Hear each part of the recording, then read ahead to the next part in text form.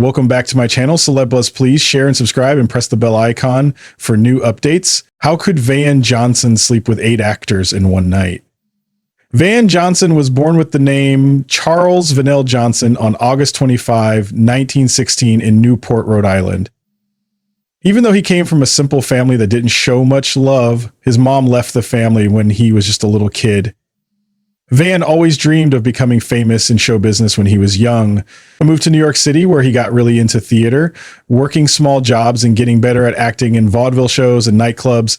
His natural charm and music skills got the attention of Broadway showmakers, which led to small but important roles that helped him move to Hollywood. Van Johnson's big movie break came in the early 1940s when he signed with MGM, a movie studio that would shape most of his career. His early movie roles often had him playing the friendly all-American boy next door, a character that really connected with people watching movies during wartime. His popularity went way up during World War II when many of Hollywood's biggest male stars were fighting overseas. Johnson couldn't join the military because of a really bad car crash in 1943 that left him with a metal plate in his head, so he stayed home and quickly became a star in patriotic war movies. MGM used his wholesome image, putting him in big hit movies like A Guy Named Joe in 1943, 30 Seconds Over Tokyo in 1944, and The Human Comedy in 1943. These movies not only made him a reliable leading man, but also made him a comforting person for a country at war. As the years after the war went on, Van Johnson kept showing great skills as an actor. He wasn't just good at light comedies or romantic movies. He also showed depth in more serious roles. In The Caine Mutiny in 1954, he played the morally confused Lieutenant Steve Merrick, holding his own next to great actors like Humphrey Bogart. His acting in this movie is often called one of his best, showing dramatic skills that surprised critics and audiences. Johnson also showed he could switch between different types of movies, from musicals like Brigadoon in 1954, where he starred with Gene Kelly, to mystery thrillers and even TV shows in his later years. His music skills were really special. He could sing, dance, and play several instruments, making him a true all-around performer. Besides his movie success, Van Johnson was loved for his polished public image and how easy he was to talk to. He was often called the Bobby Soxer's idol, talking about all the teenage girls who loved him during his best years. His clean-cut image and friendly off-screen personality made him one of the most popular and trusted stars of his time. He was hugely popular not only in America, but around the world too, becoming a symbol of hope, honesty, and youthful energy after the war. His fan mail was as much as top stars like Frank Sinatra and Clark Gable at the time, showing the strong emotional connection he made with audiences. In his later years, Van Johnson smoothly moved into stage and TV roles, keeping on charming new generations of fans. He appeared in stage shows like Lancelot and The Music Man, and made guest appearances on popular TV shows like Murder, She Wrote and The Love Boat. He stayed active in show business well into his old age, driven by a real love for entertaining others. Despite the changes in the movie industry and the end of the studio system that had started his career, Johnson stayed a respected person, often remembered for his kindness, gentleness, and the comfort he brought to millions during some of America's most difficult times. Van Johnson, the clean-cut, friendly leading man of 1940S and 1950S Hollywood, got married to former stage actress Eve Abbott on January 25, 1947. This marriage happened just one day after her divorce from actor Keenan Wynn was officially finished. The timing of their marriage was not just fast, but also made many people wonder because of the deeply connected relationships among all three people. Eve, a classy and sophisticated woman with her own background in theater, had been married before to Wynn, a charismatic and well-known character actor, and the son of the legendary comedian Ed Wynn. The situation was complicated from the start, not only because of the quick change from one marriage to another, but also because of the unusual closeness between the three people involved. Shortly after their marriage, Van and Eve had their only biological child together, a daughter named Skylar Johnson, in 1948. With this marriage, Van also became a father figure for Eve's 2 sons from her previous marriage, had been Keenan Ned Wynn, who would later become a published author and actor, and Tracy Keenan Wynn, who made a successful career as a screenwriter. The blended family looked like a picture of Hollywood family life on the surface. However, behind the scenes, it was much more complicated. Years later, in an honest and revealing statement after death, Eve Abbott claimed that her marriage to Van had not been one of mutual romantic love, but rather an arrangement set up by powerful people within the Hollywood studio system. According to Eve, executives at Metro-Goldwyn-Mayer, MGM, especially under the leadership of Louis Mayer, had planned the marriage as a way to stop rumors about Van Johnson's sexual orientation. In the conservative image-conscious world of 1940s Hollywood, being labeled as homosexual could destroy an actor's career. Eve revealed they needed their big star to be married to stop rumors about his sexual preferences, and unfortunately, I was the only woman he would marry. Her words showed the oppressive atmosphere of the time, where personal identity was often sacrificed for the sake of being marketable and public perception. The love triangle, or quadrangle as it may be more accurately described, was made even more complicated by the lingering emotional ties among all the key players. Ed Wynn, the aging patriarch of the Wynn family, once said with frustrated affection about the tangled nature of their relationships, "I can't keep them straight. Eve loved Keenan, Keenan loves Eve, Van loves Eve, Eve loves Van, Van loves Keenan, Keenan loves Van." His funny but sad observation hinted at a deeper and more emotionally layered story beneath the surface. A story of affection, obligation, confusion, and perhaps even unacknowledged or hidden love among the three. A studio head, Louis B. Mayer, a strong protector of MGM stars and their reputations, was known to go to great lengths to get rid of any threat of scandal. Mayer viewed the studio's talent roster not just as entertainers, but as investments that needed constant image maintenance. He purportedly took a heavy-handed approach to managing the private lives of actors he suspected of being gay, including Johnson. This culture of fear and control put more pressure on actors like Johnson to conform to heteronormative standards, regardless of their actual personal truths. Johnson's carefully maintained image as the upbeat boy next door, cheery Van, ultimately stood in stark contrast to the more troubled reality behind the scenes. The marriage to Eve lasted through the peak years of Johnson's Hollywood career and through Mayer's reign at MGM, but it slowly fell apart after Mayer's death in 1957. While performing in a West End production of The Music Man in London, where he played the iconic role of Professor Harold Hill, Johnson is said to have begun a romantic relationship with a young male dancer in the show.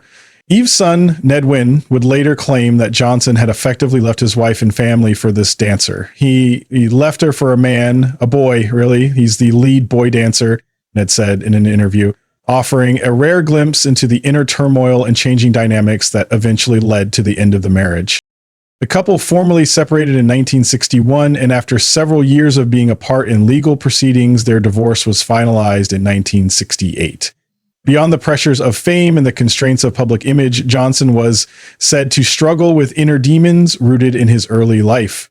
According to Eve, his personality behind closed doors was very different from the smiling, sunshine-filled characters he often played on screen. He described him as gloomy and moody, a man burdened by a difficult upbringing and prone to emotional withdrawal. When faced with conflict or unpleasant situations, Johnson would reportedly retreat to his bedroom and isolate himself rather than engage. His dislike of confrontation and his emotional fragility painted a portrait of a deeply private and wounded individual shaped by a lifetime of pressures, personal, professional, and societal. Johnson also had a strained relationship with his father, which contributed to his emotional distance and detachment. This difficult paternal dynamic left an imprint on him that lingered well into adulthood. Sadly, at the time of Van Johnson's death in 2008, he was reportedly estranged from his daughter Skylar, further illustrating the personal toll of his complex and often painful life story. A life marked not only by cinematic glory, but by secrets, sacrifices, and a profound sense of emotional isolation. In the closed and image-obsessed world of mid-20th century Hollywood, few secrets were guarded more tightly than those involving the private lives of its stars, especially when they conflicted with the studio-manufactured personas crafted for the public eye. Van Johnson, the all-American golden boy with red hair, freckles, and a wholesome smile, was one such star. Behind the carefully managed image of the affable leading man who charmed audiences in films like 30 Seconds Over Tokyo and The Caine Mutiny, there existed a hidden life that few outside the industry dared to discuss openly at the time. It has long been rumored and occasionally whispered among insiders that Johnson was romantically and sexually involved with a number of other male actors, sometimes one after another, despite the moral codes of the era. According to some accounts, Johnson's appetite for male companionship was not just intense, but amazing in scale. He was said to have slept with as many as 8 actors in a single night. This extraordinary claim, while sensational, is not without context. Van Johnson rose to stardom during the reign of the studio system, a period when MGM, under the dictatorial control of Louis B. Mayer, exerted a stranglehold over the public and private lives of its contract players. Homosexuality was considered taboo and career-ending, and stars who failed to live up to heteronormative standards risked being blacklisted or worse. To maintain appearances, studios orchestrated lavender marriages, unions between gay or bisexual actors and partners of the opposite sex, often fellow performers who needed similar cover. Johnson himself married Eve Abbott, the former wife of fellow actor Keenan Wynn, in what many later came to believe was one such arranged marriage. Eve, after Johnson's death, publicly stated that their union had been forced upon her by MGM and that Johnson was gay, adding credence to the long-held rumors. Those who frequented underground Hollywood circles during the 1940s and 1950s have told stories, some more whispered myth than documented fact, of lavish private parties held in Beverly Hills mansions, secluded estates in Laurel Canyon, or on the lots of studios after hours. It was at these gatherings, far from the paparazzi and press agents, that many of Hollywood's closeted stars found temporary freedom to express their true selves. Johnson, by several such accounts, was a regular attendee and a highly sought-after figure. Rumors link him romantically or sexually with several prominent and lesser-known male actors of the time, including Roddy McDowall, Richard Simmons, not the fitness guru, but a 1940s actor of the same name, Farley Granger, and even Howard Keel. Whether these connections were long-term flings or fleeting encounters is hard to determine, but multiple biographers and historians have included such stories in retrospectives about queer Hollywood history. One particular anecdote passed around by those who knew the inner workings of Hollywood's underbelly claimed that Johnson once boasted to a close confidant about hosting a marathon night with a string of lovers, one after the other, all of the male actors working under the MGM, Warner Brothers, or Fox umbrellas.